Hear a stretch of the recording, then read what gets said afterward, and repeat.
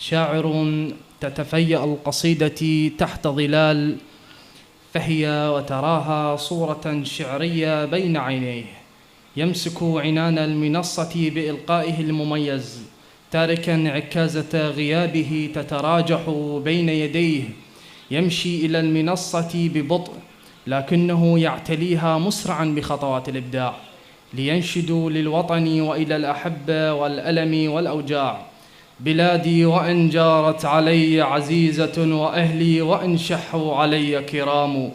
هنايا مسافر اخذ وياك دموع الفقرة وهموم الناس الطيبين، واخذ وياك جروح مخزنة وما طابت هاي لها سنين، واشلع خبزة من التنور لولاها اخذ وياك طحين، وبلش هناك تشوف محمد بالغربة يغسل بالغربة ماعين.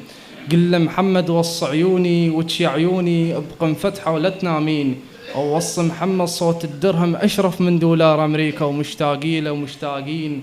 قالها الماجد وفي الشعر كتب: كبر الاثنان ولكن غفلة بقي الشلعان ومحمد وذهب. أنا وأنتم مع بوابة عشتار الشاعر المبدع الكبير ماجد قزار.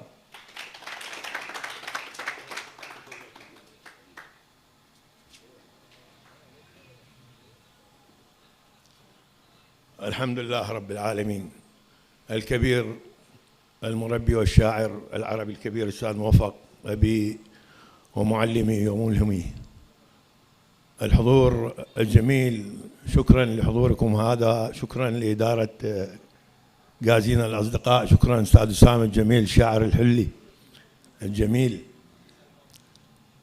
تعودنا أن نكون في الساحة الثقافية العراقية والبابلية لكي نصنع غدا أفضل للعراق ولبابل وللثقافة، فشكرا لكل من يساهم في صنع غد أفضل لمدينته ولوطنه.